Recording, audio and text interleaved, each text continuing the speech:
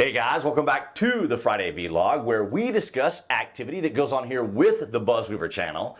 That includes things like current events, headlines that are in the news, pop culture, social media, technology, and items of interest that come up during the week that allow us to have a little bit of a dialogue. If you are watching this on Rumble, BitChute, and Odyssey, I want to thank all of you guys for your continued support. And of course, all of you here on YouTube, things are amazing in 2022. Thank you guys for all of your support. We start things off from CNN Entertainment. That's right. Johnny Depp and Amber Heard's court battle turned spotlight back on their careers. So here you have it, ladies and gentlemen, what the Democrats try to do on Capitol Hill with their drama by smearing their opponents, by bringing them up on the hill there in front of the various committees. But here we have two actors who are actual actors who are involved in a trial, unlike what we see on Capitol Hill.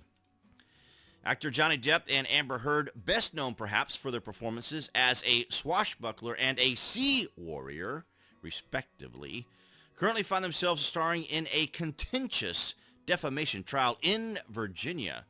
Depp is suing Heard, his ex-wife, for $50 million, as he alleges that she defamed him with a 2018 Washington Post op-ed in which she wrote about her experience with domestic violence. Now, see, here you have all the ingredients that the Democrats borrow from, particularly op-eds, of course, where you can say just about everything without crossing that line of defamation and or slander. However, Johnny Depp is not having any of it because as a trained actor, and I'm not saying that necessarily to be derisive or to mock Johnny Depp, because I do like his work, I believe that we are seeing similarities to what the Democrats try to do by smearing their particular opponents, playing out here in the courtroom in Virginia. And of course, Johnny kind of got it started here on the very famous Nightmare on Elm Street movie here, back when he was 21 years old, way back in the day. Of course, one of the shows that I enjoyed as a young person, I think he's just a few years older than I am,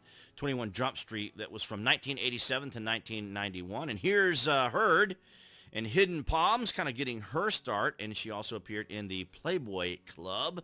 Very stunning, very lovely lady, she's just on a whole other frequency. And here's where they first met, the Rum Diary. That same year, the Rum Diary debuted in theaters. Depp and Heard first met on the set of the film based on the Hunter S. Thompson novel of the same name in 2009. So, and here, of course, everyone knows the favorite movie of many of Johnny Depp's. That would be Edward Scissorhands, Alice in Wonderland, a pretty good movie. And, of course, Heard kind of gained a little bit of claim of fame when she played in Aquaman.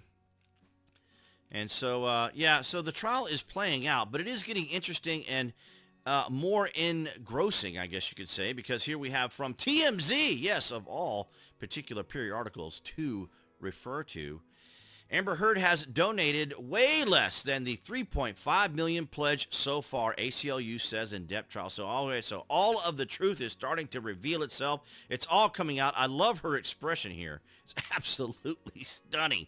And these are the kind of things that the Democrats wish they could do. They wish that they could enchant. They wish that they could just draw that emotion out in people to win them over to their favor. Amber Heard is getting called out in court for allegedly failing to follow through on a huge donation to charity. The ACLU says she gave less than half of her $3.5 million pledge, though she still got a few years left to fulfill that promise. So, a little bit of backslapping there towards Heard. Now, this whole trial is interesting, but not unusual. These are the types of things that also take place in regular everyday life between individuals in divorce and or disputes among partners, businesses, workers, whomever. Here's the deal. When Amber reached a divorce settlement with Johnny Depp back in 2016, she announced she would donate her entire $7 million payout to charity, splitting it between the Children's Hospital of Los Angeles and the ACLU. Of course, the ACLU, now we know why the ACLU is interested, right? To be paid within 10 years. So the ACLU, ladies and gentlemen, that would be the Americans Civil Liberties Union, or a radical activist, leftist legal firm. I guess would be the way to, it's one way of putting it in my, conservative bias opinion. But I do find it quite fascinating that this has the country enamored. And here from IMDb 21 Jump Street, of course, from 1987 to 1991. I graduated from high school in 1986.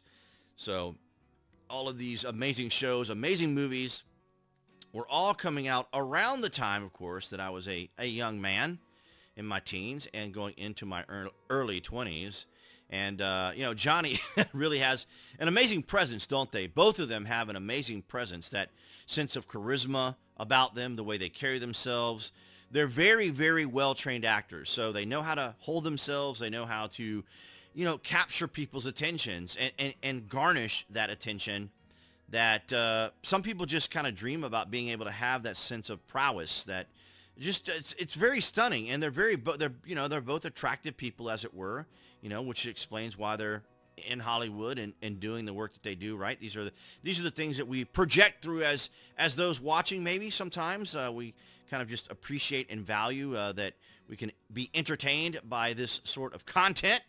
And before I decided or was thinking about how I was going to approach the BuzWeaver channel, whether I was going to jump back into politics or entertainment, I really did consider jumping back into entertainment and doing entertainment news. It does seem to be quite popular. Also, it is less controversial. It also, of course, doesn't pit people against one another, and people aren't out on the street protesting over these sorts of entertainment battles and intrigue and scandal. But people do like their good scandals, and they do like their good court cases, and this is all playing out for everyone, kind of like a sidebar, kind of like just a little bit of a distraction from all that's going on. And I do so enjoy my entertainment, and this is how I kind of settle and calm myself after doing a lot of the political work that I do, is I just take a break from it. You got to learn to pace yourself. You got to learn to just take it easy and, get your information out there, and then take a break from it all, because it can overwhelm you, and it can be quite extraordinary. But that's what I have for you guys on this Friday. All right, guys, so that's going to wrap it up for this Friday vlog. Thank you for the likes, the shares, and the comments. Below this video, you can find the various social media sites that I belong to include Twitter, which is now a viable platform for individuals like me, conservative commentary, to participate once again. So if you haven't already, make sure you're following me on Twitter.